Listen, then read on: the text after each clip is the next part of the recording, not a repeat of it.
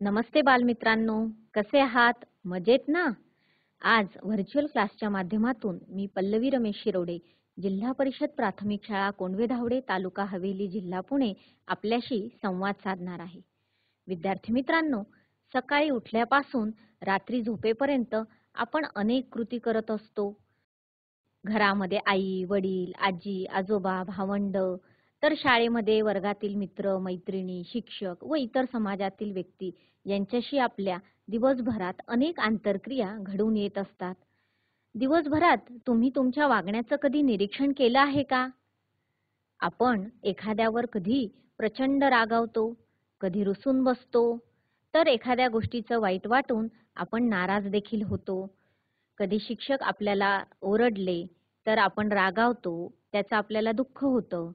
तर कधी वर्गातील एखाद्या आपल्या आवडत्या मित्र किंवा मैत्रिणीशी कट्टी झाली की नाराज होऊन बसतो. म्हणजेच काय तर राग, आनंद, दुःख, मत्सर या अशा कितीतरी प्रकारच्या भावना आपल्या मनामध्ये निर्माण होत असतात आणि या भावना आपल्या विचारांवर अवलंबून असतात व या भावना आपल्या कृतीतून व्यक्त होत असतात. चला तर मुलांनो, मग पीपीटीच्या माध्यमातून आपण आपले भावनिक जग म्हणजे काय आणि आपल्या भावना विश्वामध्ये जरा डोकावूया बरं. चला तर आपण आज आपले भावनिक जग समजून घेऊया. बघा, हे काय दिसत आहे तुम्हाला स्क्रीनवर? तर ह्या वेगवेगळ्या प्रकारच्या इमोजीज आहेत. यामध्ये राग, आनंद, दुःख अशा अनेक प्रकारच्या भावना दाखवणाऱ्या ह्या इमोजी आहेत आणि या इमोजी सर्रासपणे सोशल मीडियावर वापरल्या जातात. म्हणजेच काय की आपल्या अनेक भावना या इमोजीतून व्यक्त झालेल्या आहेत. तुम्हाला स्क्रीनवर वर्तमानपत्रातील काही बातम्या दिसत आहेत. बघा, तुम्ही क्रिकेटचे सामने बघतच असाल आणि क्रिकेटच्या सामने झाल्यानंतर वर्तमानपत्रामध्ये प्रसिद्ध होणाऱ्या या काही बातम्यांची चित्र येथे दिसत आहेत. बघा, सामना जिंकल्यानंतर होणारा आनंद आणि सामना हरल्यानंतर वाटणारे दुःख, या आनंद आणि दुःख अशा भावना आपल्या मनामध्ये निर्माण होत असतात. हे कसले चित्र आहे? तुमच्या अगदी परिचयाचे आहे ना, सर्कस.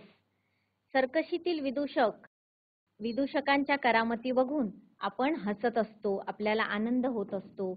तर सर्कशीमध्ये हत्तीच्या इतर अनेक प्राण्यांच्या कसरती बघून देखील आपण आनंदित होत असतो. अशा प्रकारे आपल्याला आनंद ही भावना मनामध्ये आपल्या निर्माण होत असते. तुमच्या शाळेसारखी ही एक शाळा आहे आणि या शाळेतील काही चित्र आपण इथं बघत आहोत की मुलं मुली मधल्या सुट्टीमध्ये खेळत आहेत.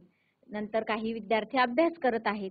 मग अशा वेळी दिवसभरामध्ये वर्गामध्ये मित्रमैत्रिणींशी खेळताना, वर्गात अभ्यास करताना, शिक्षकांशी आंतरक्रिया करताना आपल्या मनामध्ये विविध प्रकारच्या भावना निर्माण होत असतात. इथं तुम्हाला काही मुलं दिसत आहेत जी आनंदाने खेळत आहेत. म्हणजेच त्यांच्या चेहऱ्यावरील जे हास्यभाव आहे यावरून आपल्याला समजतं की हे कसे आहेत? आनंदी आहेत. म्हणजेच यांच्या मनामध्ये आनंदाची भावना निर्माण झालेली आहे. इथं काही आपण स्क्रीनवर कार्टून बघत आहोत ॲनिमेटेड. तर हे रडत आहेत विद्यार्थी किंवा ही जे कार्टून्स दाखवले. म्हणजेच काय की एखादी घटना आपल्या मनाविरुद्ध घडली तर आपल्याला वाईट वाटतं, तर कधी-कधी रडूही कोसळतं आणि त्यावेळी आपल्या मनामध्ये दुःखाची भावना ही निर्माण झालेली असते. तुम्हाला बऱ्याचदा अनुभव आला असेल की कधीतरी आई आपल्याला ओरडली घरामध्ये तर आपण नाराज होऊन बसतो किंवा मित्र मैत्रिणींशी कट्टी झाली तरी आपल्याला निराश वाटते, आपल्या मनामध्ये नैराश्याची भावना निर्माण होते. या ठिकाणी चित्रामध्ये तुम्हाला दोन मुली दिसत आहेत की ज्या रुसलेल्या आहेत, रुसून फुगून बसल्या आहेत, है की नाही? तर आपल्याला आपल्या मनाविरुद्ध जर घटना घडली तर आपल्याला राग येतो किंवा एखाद्या गोष्टीचं वाईट वाटलं तरी आपल्याला राग येतो. तर राग ही भावना अशा पद्धतीने विद्यार्थी किंवा मुलं व्यक्त करत असतात.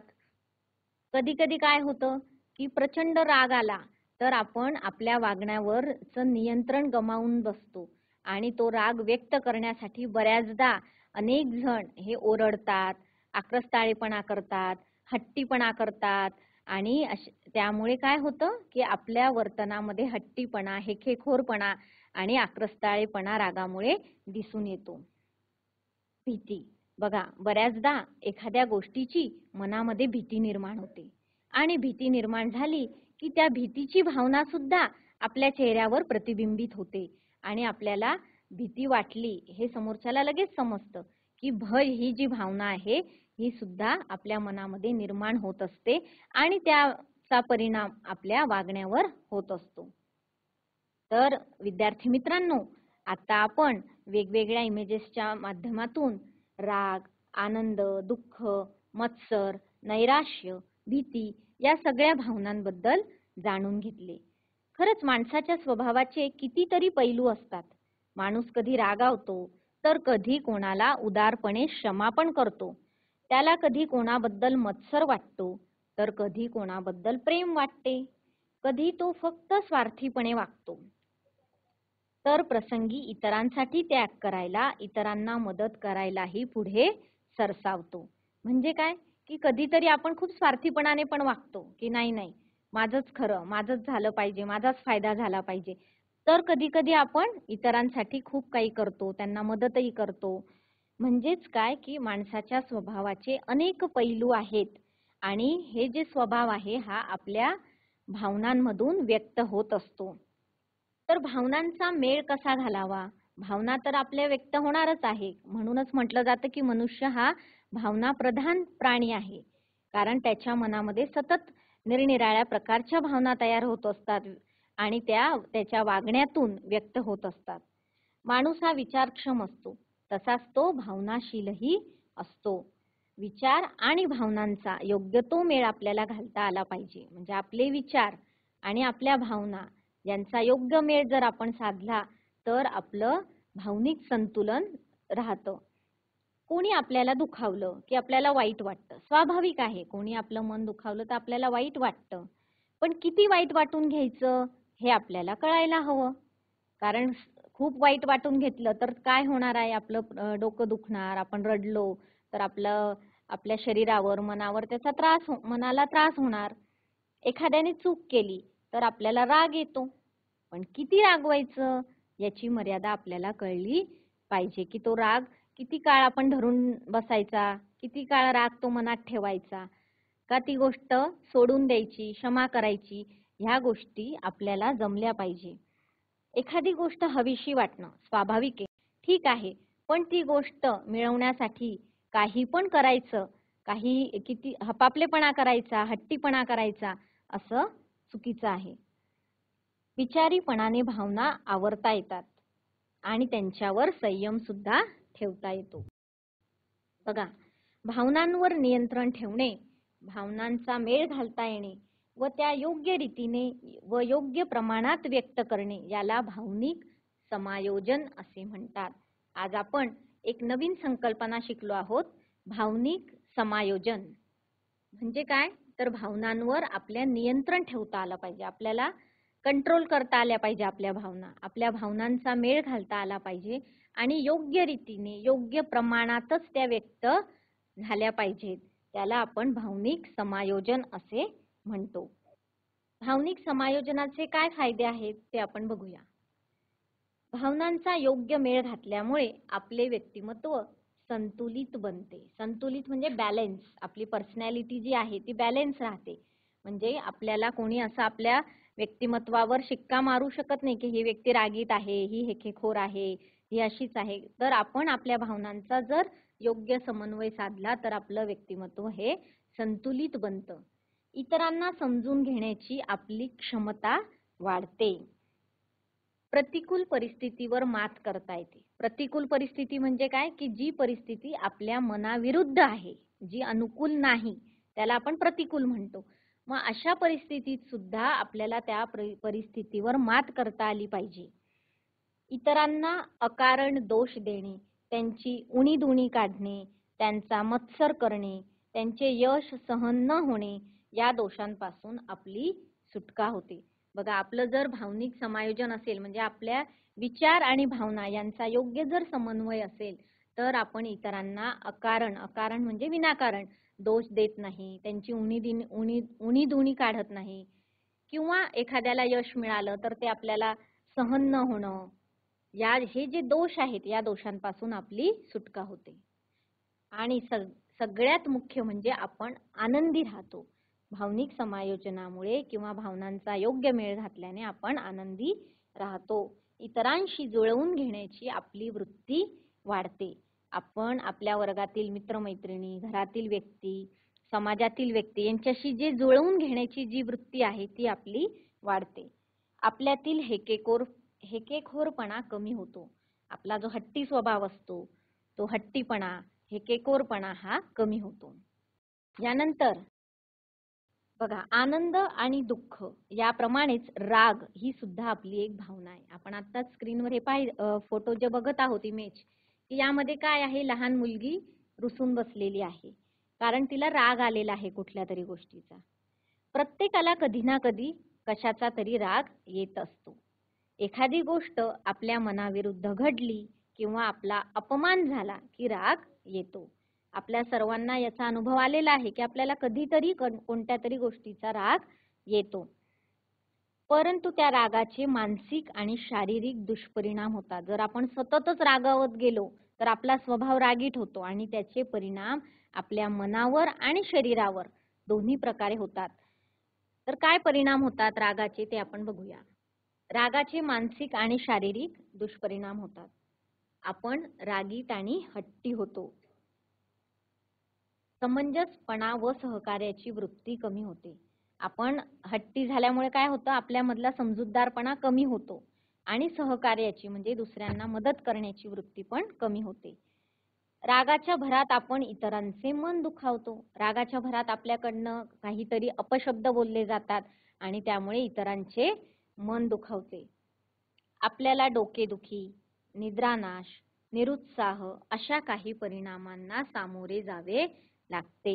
विद्यार्थी मित्रांनो बघा, रागीट स्वभावामुळे किंवा सतत राग केल्यामुळे काय होतं, डोकं दुखतं. निद्रानाश म्हणजे निद्रा म्हणजे झोप, ती झोप कमी होते, आपली झोप लवकर लागत नाही शांत. निरुत्साह म्हणजे उत्साह वाटत नाही. अशा काही परिणामांना आपल्याला सामोरे जावे लागते. सांगा पाहू. बघा, इथं 3 प्रसंग दिलेले आहेत. या प्रसंगी तुम्ही काय कराल? पहिला प्रसंग, रणजित आणि अभय यांच्यात पहिल्या बाकावर कोण बसणार यावरून वाद झाला आहे. बऱ्याचदा होतं की नाही असं वर्गामध्ये, पहिल्याच बाकावर बसायचं असतं सगळ्यांना. आणि असेच 2 विद्यार्थी आहेत, रणजित आणि अभय, यांच्यामध्ये पहिल्या बाकावर कोण बसणार यातून वाद झाला. यावरून एकमेकांचे दोघंही खूप रागावले आहेत आणि एकमेकांचे दप्तर उचलून टाकण्याच्या स्थितीत आहेत.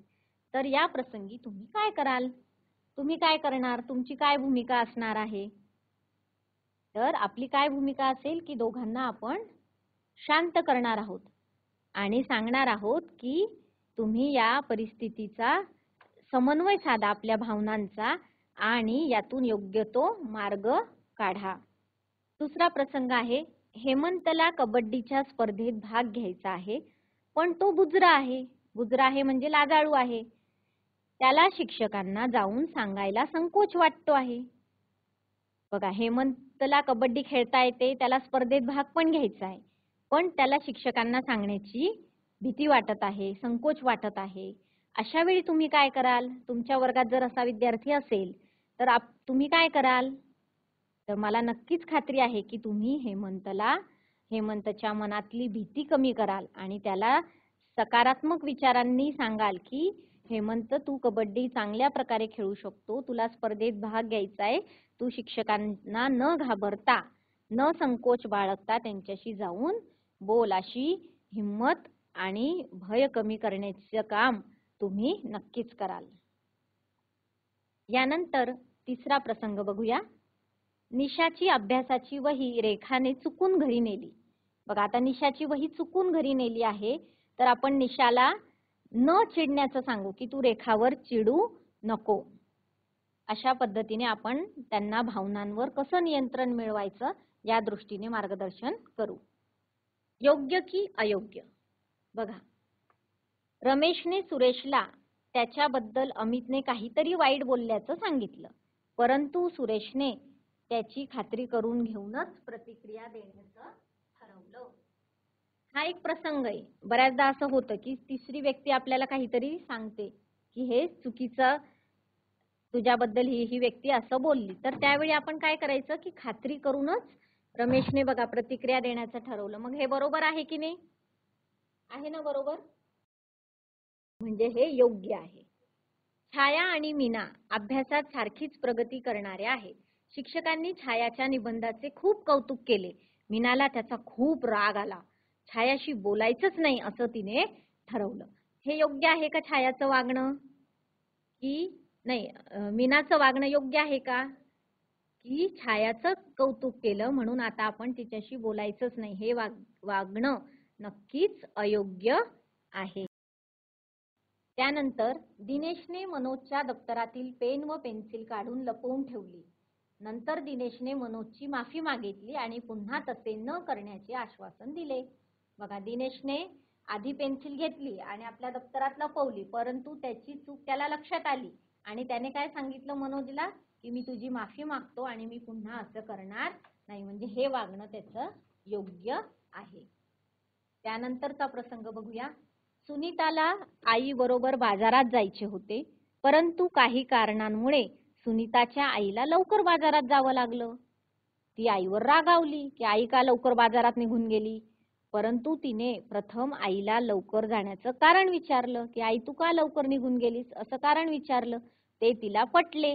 मग तिचा राग निवळला आणि तिने खात्री केली की आईचं काय कारण होतं लवकर जाण्याचं आणि ते कारण पटल्यावर तिचा राग निवळला, म्हणजे राग शांत झाला. तर हे वागणं योग्य आहे. आपल्यातील उणिवांची जाणीव. बघा बालमित्रांनो, आपल्या व्यक्तिमत्वामध्ये प्रत्येक व्यक्तीमध्ये जशी काही शक्तिस्थानं असतात त्याचप्रमाणे काही प्रत्येकामध्ये उणिवा सुद्धा असतात. आपलं अक्षर सुंदर आहे, आपल्याला गणित छान समजतं, विज्ञानाच्या अभ्यासात आपण जास्त रमतो, कविता खूप आवडते असे आपण आणि आपल्या मित्रमैत्रिणी म्हणतात. याचा अर्थ आपल्या आवडीनिवडी आणि क्षमताही वेगवेगळ्या असतात. प्रत्येकामध्ये वेगवेगळ्या क्षमता असतात. कोणी खेळात प्रावीण्य मिळवतं, कोणी अभ्यासात मिळवतं, कोणी गायनात, कोणी नृत्यात. म्हणजे प्रत्येकाच्या क्षमता या वेगवेगळ्या असतात. आपल्याला आपल्या क्षमता जशा हळूहळू समजायला लागतात तसं आपल्याला काय येत नाही हेही समजू लागतं. आपल्याला माहित असतं की मला कोणता विषय येत नाही, मला कोणती गोष्ट येत नाही, म्हणजेच आपल्यातल्या उणिवा आपल्याला समजायला लागतात. एखाद्या विषयात, कलेत, खेळात आपण अधिक तरबेज असतो, तर दुसऱ्या एखाद्या बाबतीत आपली तेवढी गती नसते म्हणजे आपण तेवढं परफेक्ट नसतो त्या गोष्टीमध्ये. आपल्यातील उणिवांची जाणीव आपल्याला असली पाहिजे. आपल्या क्षमतांबरोबर आपल्यातील उणिवाही आपल्याला माहीत असल्या पाहिजेत, म्हणजे प्रयत्न करून उणिवांवर मात करता येते. एखादी गोष्ट येत नाही म्हणून जे येते त्यात प्रावीण्य मिळवण्याकडे दुर्लक्ष करू नये. की एखादी गोष्ट मला जमत नाही, मला चित्र चांगलं काढता येत नाही म्हणून मी त्याकडे कायम दुर्लक्ष करायचं नाही, तर ते चित्रकला मला कशी येईल यासाठी प्रयत्न करायचे आहे. म्हणजेच एखादी गोष्ट येत नाही म्हणून जे येते त्यात प्रावीण्य मिळवण्याकडे दुर्लक्ष करू नये. की जे मला येतंय, मला ठीक आहे, मला खेळ येतो आहे ना, तर त्यामध्ये मी प्रावीण्य नक्कीच मिळवणार. आणि आपल्यातल्या ज्या उणिवा आहेत त्यांची जाणीव आपण करून घेऊन, त्या समजून घेऊन त्यावर सुद्धा प्रयत्नपूर्वक आपण त्या उणिवांवर मात करू शकतो आणि त्यामध्ये देखील आपण यश मिळवू शकतो. यानंतर स्वभाव बदलता येतो हे आपण बघूया. आपल्यापैकी कोणाचा स्वभाव पूर्णतः चांगला किंवा पूर्णतः वाईट नसतो. आपण कोणीही अशी व्यक्ती जगात नाही की ती पूर्णपणे वाईट आहे किंवा पूर्णपणे चांगली आहे. आपल्या मित्रमैत्रिणींमध्ये जे चांगले गुण आहेत त्यांचा प्रथम विचार करावा की आपले जे मित्रमैत्रिणी त्या प्रत्येकामध्ये काय चांगलं आहे ते चांगलंच घेण्याचा आपण प्रयत्न करावा. प्रत्येकातील चांगले गुण ओळखून ते स्वीकारण्याचा प्रयत्न करावा. उणिवा दूर करण्यासाठी एकमेकांना मदत करावी. की मला एक गोष्ट येते जी माझ्या मैत्रिणीला येत नसेल तर मी तिला ती शिकवेल आणि तिच्यातील उणीव दूर करेल. म्हणजेच एकमेकांना मदत करून आपण आपल्या स्वभावातील दोष किंवा आपल्यातील उणिवा दूर केल्या पाहिजे. आपल्यातील चांगल्या क्षमतांबद्दलही बोलावे की तुझ्यामध्ये काय चांगलं आहे, काय चांगल्या क्षमता आहेत, तू काय चांगल्या पद्धतीने करू शकतो याबद्दल बोलावं. तसेच उणीवांबद्दलही मोकळेपणाने चर्चा केली तर ते आपल्या फायद्याचं असतं. की प्रत्येक वेळी फक्त आपले शक्तिस्थान न दाखवता माझ्यामध्ये काय कमी आहे, माझ्यात काय दोष आहे, यावर सुद्धा आपण जर फोकस केला, यावर लक्ष दिलं तर आपण ते दोष नक्की दूर करू शकतो. बघा, आपल्या स्वभावातील दोषांची जाणीव झाल्यानंतर ते दोष दूर करण्याचा प्रयत्न केला पाहिजे. आपल्या स्वभावातील आपल्याला व इतरांना खटकणारे पैलू प्रयत्नपूर्वक बदलता येतात. ते बदलण्याचा वेळीच प्रयत्न करणं आवश्यक आहे, अन्यथा त्यातून आपल्या व्यक्तिमत्वामध्ये उणीवा राहू शकतात. हे खूप महत्त्वाचं आहे की आपल्या स्वभावातील आपल्याला आणि इतरांना खटकणारे म्हणजे न आवडणारे ज्या गोष्टी आहेत त्या आपण प्रयत्नपूर्वक बदलल्या पाहिजे आणि त्या गोष्टी बदलता येतात, पण वेळीच त्या गोष्टी बदलण्याचा आपण प्रयत्न केला पाहिजे. सांगा पाहू. पहिला प्रसंग आपण बघूया. शाळेत जातो असे सांगून शाळेत न जाता मनोज मैदानावर खेळत बसतो. हे योग्य आहे का? तर नक्कीच योग्य नाही. कारण शाळेत जातो असं सांगून तो शाळेत मनोज येतच नाही तर मैदानावर खेळतोय, म्हणजे त्याला त्याच्या स्वभावामध्ये खोटं बोलण्याची सवय आहे. तर खोटं बोलणं हे योग्य नाहीये. त्यामुळे ही सवय आणि हा स्वभाव त्याने बदलण्याचा नक्की प्रयत्न केला पाहिजे. दुसरा प्रसंग बघूया. एखाद्याकडून आणलेली कोणतीही वस्तू वेळेत परत न करण्याची सवय असलेल्या तुमच्या मित्रमैत्रिणीला तुम्ही काय सांगाल? बऱ्याच वेळी अशा आपण आजूबाजूला बघत असतो की अशा काही व्यक्ती असतात की ज्यांना ही सवय असते की एखाद्याकडून वस्तू घेतात परंतु वेळेमध्ये ती वेळेत परत करत नाही. तर अशा वेळी आपण आपल्या मित्रमैत्रिणीला सांगायचंय की तू वेळेत वस्तू परत केली पाहिजे, तरच तुला पुढच्या वेळी कोणीतरी ती वस्तू देईल, अन्यथा ते देणार नाही किंवा टाळाटाळ करतील. म्हणजेच आपल्या स्वभावामध्ये चांगल्या सवयींची रुजवणूक ही झाली पाहिजे आणि आपल्यातील दोष किंवा उणीवा ह्या प्रयत्नपूर्वक कमी करता आल्या पाहिजेत. रागावर नियंत्रण ठेवावे, अन्यथा त्याचे अनेक शारीरिक आणि मानसिक दुष्परिणाम होतात. आपल्यातील क्षमतांबरोबर उणीवांचीही जाणीव असली पाहिजे. आपल्या स्वभावातील उणीवा प्रयत्नांनी बदलता येतात. आपण या चारही मुद्दे अतिशय सविस्तर बघितलेले आहेत की आता आपण आपल्या स्वभावातील उणीवा सुद्धा प्रयत्नांनी बदलू शकतो. आपल्या क्षमतांबरोबर आपण आपल्या उणीवांची जाणीव आपल्याला असली पाहिजे आणि आपल्या भावनांवर आपलं नियंत्रण असलं पाहिजे. खालील प्रसंगी तुम्हाला काय वाटते हे तुम्ही उत्तर सांगणार आहात. तुमचे म्हणणे शिक्षक आई वडील ऐकून घेत नाहीत. काय करणार तुम्ही अशा वेळी? काय करणार? बघा, आपल्याला एक उपक्रम करायचा आहे. यामध्ये एक तक्ता तुम्हाला स्क्रीनवर दिसत आहे. त्यामध्ये अनेक 8 प्रकारच्या कृती दिसत आहेत. पहिली कृती आहे खूप राग येतो.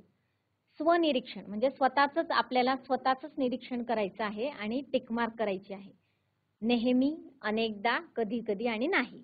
यामध्ये खूप राग येतो. नेहमी राग येत असेल तर नेहमीच्या ठिकाणी आपण टिक करणार. अनेकदा राग येत असेल तर अनेकदाच्या खाली बरोबरची खूण करा. कधी कधी येत असेल तर कधी कधीच्या खाली, आणि राग येतच नसेल तर नाही या कॉलम खाली आपण टिक करायची आहे. सतत गप्पा मारते किंवा मारतो. तर सतत आपण गप्पा मारत असू मित्रमैत्रिणींशी तर त्यानुसार स्वनिरीक्षण करून आपण योग्य ती खूण करायची आहे. इतरांना मदत करते किंवा करतो. आपण किती वेळा मदत करतो? नेहमी मदत करत असणार तर नेहमीच्या खाली खूण येईल. अनेकदा किंवा कधी कधीच मदत करत असू तर त्यावेळी खूण येईल. आणि कधीही मदत करत नसू आपण तर नाहीच्या कॉलम मध्ये आपली टिक मार्क येणार आहे. इतरांची आपुलकीने चौकशी करतो या गोष्टी. नंतर खूप भांडण करतो. इतरांना शाबासकी देतो. कोणी वाईट बोलले तर रडू येतं. आनंदी राहायला आवडतं. हे 8ही मुद्द्यांवर स्वतःचं निरीक्षण करून तुम्ही हा तक्ता पूर्ण करायचा आहे. आणि यातून काय होणार आहे की या तक्त्यातून आपल्याला आपल्या स्वभावाची एक ओळख होणार आहे की माझा स्वभाव कसा आहे. रागीट आहे, आनंदी आहे, मदत करण्याचा आहे किंवा इतरांशी मिळून मिसळून वागण्याचा आहे. असे अनेक स्वभावाचे जे पैलू असतात त्या अनेक स्वभावाच्या पैलूंमध्ये आपला स्वभाव कसा आहे याबद्दल आपल्याला या तक्त्यातून स्वनिरीक्षणातून ओळख होणार आहे. तर विद्यार्थी मित्रांनो, आज आपण आपले भावनिक जग या पाठामध्ये राग, आनंद, दुःख, मत्सर, नैराश्य अशा अनेक भावना समजून घेतल्या आणि या भावनांचा आपल्या वागण्यावर कसा परिणाम होतो आणि त्यातून आपल्या कृतींवर कसा परिणाम होतो हे सुद्धा जाणून घेतले. तर विद्यार्थी मित्रांनो, रागाचे दुष्परिणाम आपण समजून घेतले, म्हणून आपण रागावर नियंत्रण ठेवले पाहिजे. आपल्या भावना आणि आपले विचार यांचा योग्य समन्वय आपल्याला साधता आला पाहिजे आणि तसेच मनामध्ये नेहमी सकारात्मक विचार ठेवले पाहिजे. तर अशा पद्धतीने विचार आणि भावना यांचा योग्य मेळ घालून आपण आपले संतुलित व्यक्तिमत्व घडवूया. धन्यवाद. तुमचं म्हणणं शिक्षक ऐकून घेत नाहीत, हा एक प्रसंग आहे. तर यावेळी तुम्हाला काय वाटतं ते सांगायचं आहे.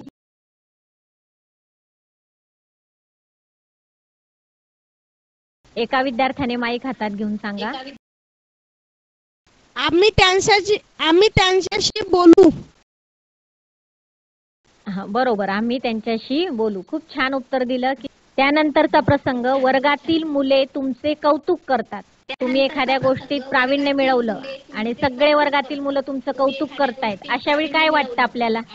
आपण छान चित्र काढतो. प्रश्न समजला नाही टीचर. वर्गातील मुलं आपलं कौतुक करत आहेत, तर आपल्याला काय वाटतं त्यावेळी?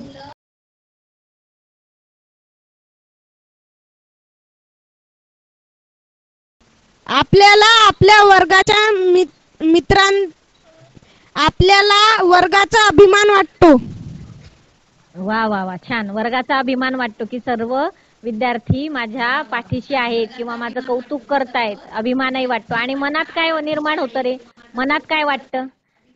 आनंद वाटतो, दुःख वाटतं, भीती वाटते, काय वाटतं मनात?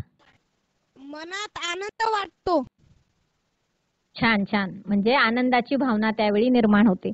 पुढचा प्रसंग आहे, रोहनने वर्गात तुमचा अपमान केला. एक समजा रोहन किंवा इतर एक कोणी विद्यार्थी आहे आणि त्याने तुमचा अपमान केला आहे कोणत्या तरी गोष्टीवरून.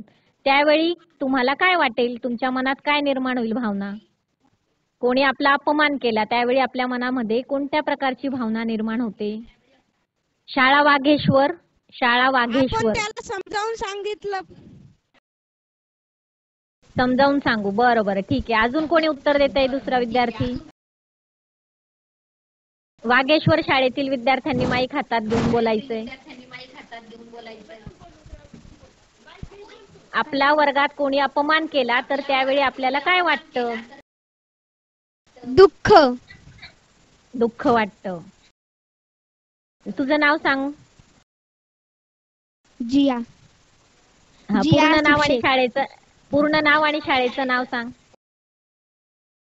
जिपा प्राथमिक शाळा वाघेश्वर. जिल्हा परिषद प्राथमिक शाळा वाघेश्वर. आपल्याला दुःख वाटतं जर आपला कोणी अपमान केला तर. पुढचा एक प्रसंग, घरात काही निर्णय घ्यायचा आहे तर आई बाबा तुम्हाला मात्र विचारात घेत नाही, तर त्यावेळी तुम्हाला काय वाटतं? घरात एखादा निर्णय घेतले जातात आणि तुम्हाला काही विचारलंच जात नाही, मग तुम्हाला काय वाटतं? वाईट वाटतं. वाईट वाटते.